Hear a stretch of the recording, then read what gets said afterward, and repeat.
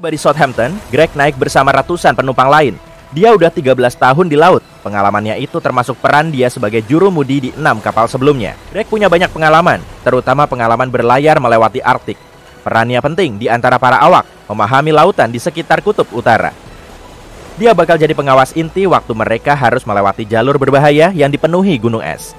Greg khawatir sama perjalanan itu. Orbit bumi sangat dekat dengan matahari dan bulan saat itu.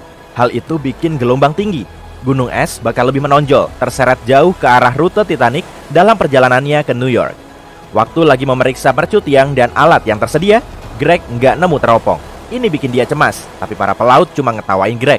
Greg nggak merasa itu lucu. Greg nyari tahu kenapa ada peralatan yang kurang di bagian kapal yang penting. Sayangnya, petugas yang megang kunci ke lemari suplai teropong baru aja dipecat dari awak kapal. Greg kaget, kok bisa hal kayak ini diabaikan?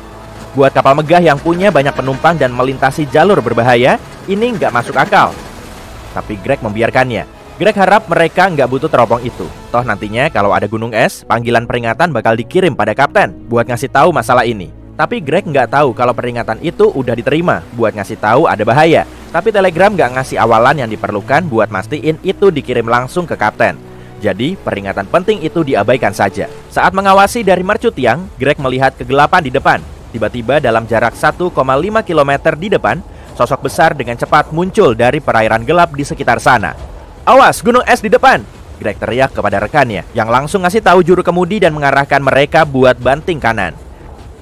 Juru kemudi mendengar teriakan itu. Dalam keadaan yang genting itu, dia membelokkan kemudi ke arah berlawanan jarum jam.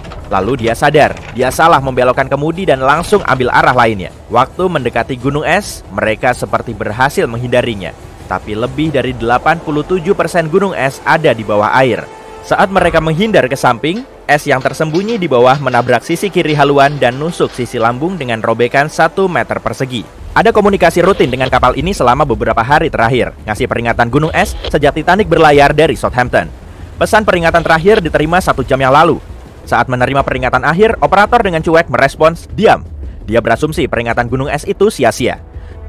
Karena mendengar jawaban yang nggak enak ini, kapal itu mematikan dan memutuskan radio. Yang paling tragis adalah jumlah orang yang naik kapal itu adalah 2.224. Tapi cuma ada sekoci yang cukup buat menyelamatkan 1.178 orang. Cuma setengahnya.